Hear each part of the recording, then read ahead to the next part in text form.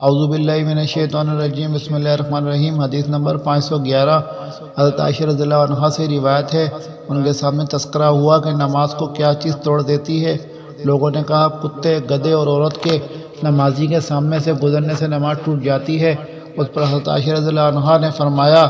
تم لوگوں نے ہم عورتوں کو تو کتوں کے برابر بنا دیا ہے، حالانکہ میں نے نبی صلی اللہ علیہ وآلہ وسلم کو اس طرح نماز پڑھتے دیکھا کہ میں آپ کے اور قبلے کے درمیان چارپائی پر لیٹی ہوتی تھی،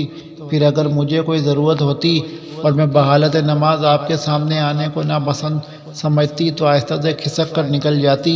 حضرت اعمش ابراہیم عن الاسود کی سند کے ساتھ بھی حضرت عائشہ رضی اللہ عنہا سے اسی طرح کی روایت کرتے ہیں۔ باب نمبر 103، سوئے ہوئے شخص کی طرف رخ کر کے نماز پڑھنا۔ حضرت عائشہ رضی اللہ عنہا سے روایت ہے، انہوں نے فرمایا، نبی صلی اللہ علیہ وآلہ وسلم نماز پڑھتے رہتے اور میں آپ کے سامنے بستر پر عرض کے بل سوئی رہتی، اور جب آپ وتر پڑھنا چاہتے تو مجھے بیدار کر دیتے، چنانچہ میں بھی وتر پڑھ لیتی۔ باب نمبر 104، عورت کی طرف رخ کر کے نفل نماز پڑھنا۔ حدیث نمبر 513، نبی صلی اللہ علیہ وآلہ وسلم کی زوجہ محترمہ حضرت عائشہ رضی اللہ عنہا سے روایت ہے، انہوں نے فرمایا، میں رسول اللہ صلی اللہ علیہ وآلہ وسلم کے سامنے اس طرح سویا کرتی تھی کہ میرے پاؤں آپ کے قبلے کی جگہ میں ہوتے، جب آپ سجدہ کرتے تو میرے پاؤں کو چھوتے، میں انہیں سمیٹ لیتی، پھر جب آپ کھڑے ہوتے تو میں انہیں پھیلا دیتی۔ حضرت عائشہ رضی اللہ عنہا نے فرمایا، ان دنوں گھروں میں چراغ نہیں ہوتے تھے۔ فائدہ، حافظ ابن حجر رحمہ اللہ نے تنبیہ کا عنوان دے کر لکھا ہے کہ اس حدیث میں جو واقعہ بیان ہوا ہے وہ یہ ہے کہ آپ اسی بستر پر نماز پڑھتے جس پر حضرت عائشہ رضی اللہ عنہا سوئی ہوتی۔ اس صورت میں آپ صلی اللہ علیہ وسلم ان کے پاؤں کو چھو دیتے تو وہ پیچھے کر لیتی، اور جس میں ہے کہ آپ کے اور قبلے کے درمیان ہوتی تو وہ دوسرا واقعہ ہے جس میں حضرت عائشہ رضی اللہ عنہا چارپائی پر ہوتی اور رسول اللہ صلی اللہ علیہ وآلہ وسلم نیچے نماز پڑھ رہے ہوتے۔ اس حالت میں پاؤں چھونے کی ضرورت نہیں، گویا یہ دو الگ الگ واقعات ہیں۔ باب نمبر 105، جس نے یہ کہا کہ نماز کو کوئی چیز نہیں توڑتی۔ حدیث نمبر 514، حضرت مسروق سے روایت ہے کہ حضرت عائشہ رضی اللہ عنہا کے سامنے چند چیزوں کا ذکر کیا گیا جن سے نماز ٹوٹ جاتی ہے، یعنی کتا، گدھا اور عورت، تو حضرت عائشہ رضی اللہ عنہا نے فرمایا، تم لوگوں نے ہم عورتوں کو گدھوں اور کتوں کے مشابہ قرار دے دیا ہے، جبکہ میں نے نبی صلی اللہ علیہ وآلہ وسلم کو اس حالت میں نماز پڑھتے دیکھا ہے کہ میں آپ کے اور قبلے کے درمیان چارپائی پر لیٹی رہتی تھی، پھر مجھے کوئی ضرورت پیش آتی اور میں آپ کے سامنے بیٹھنے کو پسند نہ کرتی، مبادا آپ کی اذیت یا ناگواری کا باعث بنوں تو آپ کی پائنتی کی طرف سے کھسک کر نکل جاتی۔ حدیث نمبر 515، حضرت ابن شہاب کے بھتیجے نے اپنے چچا امام زہری سے سوال کیا، نماز کو کوئی چیز توڑ دیتی ہے؟ انہوں نے فرمایا، نماز کو کوئی چیز نہیں توڑتی۔ مجھ سے عروہ بن زبیر نے بیان کیا کہ نبی صلی اللہ علیہ وآلہ وسلم کی زوجہ محترمہ حضرت عائشہ رضی اللہ عنہا نے فرمایا، نبی صلی اللہ علیہ وآلہ وسلم رات کو کھڑے ہو کر نماز پڑھتے تھے، جبکہ میں آپ کے اور قبلے کے درمیان آپ کے گھر کے بستر پر عرض میں جنازے کی طرح لیٹی رہتی تھی۔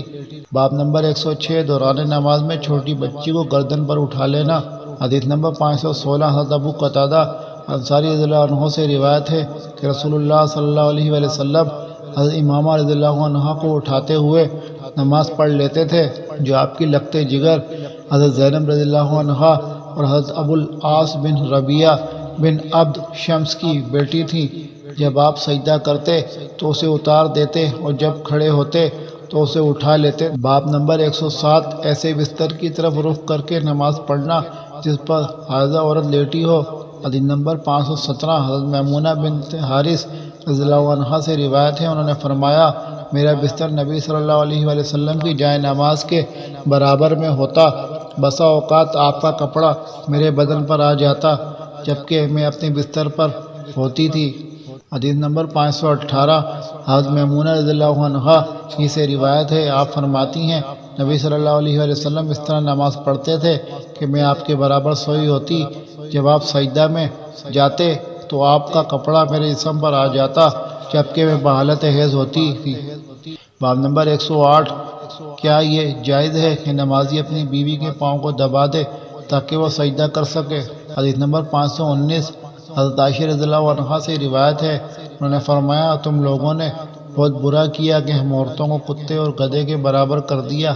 بے شک میں نے رسول اللہ صلی اللہ علیہ وآلہ وسلم کو اس حالت میں نماز پڑھتے دیکھا ہے کہ میں آپ کے اور قبلے کے درمیان لیٹی رہتی، جب آپ سجدہ کرنا چاہتے تو میرے پاؤں کو ٹٹول کر دبا دیتے اور میں انہیں سمیٹ لیتی۔ باب نمبر 109، عورت کا نمازی کے بدن سے پلید چیزیں دور کرنا۔ حدیث نمبر 520، حضرت عبداللہ بن مسعود رضی اللہ عنہ سے روایت ہے، انہوں نے فرمایا ایک دفعہ رسول اللہ صلی اللہ علیہ وسلم خانہ کعبہ کے پاس کھڑے ہو کر نماز پڑھ رہے تھے اور کفار قریش کی ایک جماعت بھی وہاں مجلس لگا کر بیٹھی ہوئی تھی۔ ان میں سے کسی کہنے والے نے کہا کیا تم اس ریاکار کو نہیں دیکھتے؟ کیا تم میں سے کوئی ایسا ہے جو فلاں خاندان کی ذبح شدہ اونٹنی کے پاس جائے اور اس کے گوبر، خون اور بچہ دانی کو اٹھا کر لائے، پھر اس کا انتظار کرے جب یہ سجدے میں جائے تو ان تمام چیزوں کو اس کے کندھے کے درمیان رکھ دے؟ چنانچہ اس جماعت کا سب سے بڑا بدبخت اس کام کے لیے تیار ہوا اور اسے اٹھا لایا۔ پھر جب رسول اللہ صلی اللہ علیہ وآلہ وسلم سجدے میں گئے تو اس نے سب کچھ آپ کے دونوں شانوں کے درمیان رکھ دیا۔ نبی صلی اللہ علیہ وآلہ وسلم بحالت سجدہ ٹھہرے رہے اور کافر رسول اللہ صلی اللہ علیہ وآلہ وسلم کی اس حالت میں بری طرح ہنستے رہے اور وہ ہنسی کی وجہ سے ایک دوسرے پر گرتے جا رہے تھے۔ اندر حالات کسی نے حضرت فاطمہ رضی اللہ عنہا کو اطلاع دی۔ حضرت فاطمہ رضی اللہ عنہا اس وقت کم عمر بچی تھیں، چنانچہ وہ اطلاع پاتے ہی دوڑتی ہوئی آئیں۔ رسول اللہ صلی اللہ علیہ وآلہ وسلم اس وقت سجدے ہی کی حالت میں تھے۔ حضرت فاطمہ رضی اللہ عنہا نے یہ تمام چیزیں رسول اللہ صلی اللہ علیہ وآلہ وسلم کے کندھوں سے دور کر دیں، پھر کفار کی طرف رخ کر کے انہیں سخت برا بھلا کہا۔ جب رسول اللہ صلی اللہ علیہ وآلہ وسلم نماز سے فارغ ہو گئے تو آپ نے ان کے خلاف بائیں الفاظ بددعا کی، اے اللہ قریش کو اپنی گرفت میں لے لے، اے اللہ قریش کو اپنی گرفت میں لے لے۔ پھر آپ نے نام بنام بائیں الفاظ بددعا فرمائی، اے اللہ عمرو بن ہشام، ابو جہل، عتبہ بن ربیعہ، شیبہ بن ربیعہ، ولید بن عتبہ، امیہ بن خلف، عقبہ بن ابی معیط اور عمارہ بن ولید کو اپنی گرفت میں لے لے۔ حضرت عبداللہ بن مسعود رضی اللہ عنہ فرماتے ہیں اللہ کی قسم میں نے ان نامزد تمام لوگوں کو غزوہ بدر والے دن مردہ حالت میں گرے پڑے دیکھا، پھر ان کی لاشوں کو کھینچ کر بدر کے گندے کنویں میں ڈال دیا گیا۔ رسول اللہ صلی اللہ علیہ وآلہ وسلم نے ان کے متعلق فرمایا جو لوگ بدر کے کنویں میں ڈالے گئے ہیں ان پر اللہ کی لعنت مسلط کر دی گئی ہے۔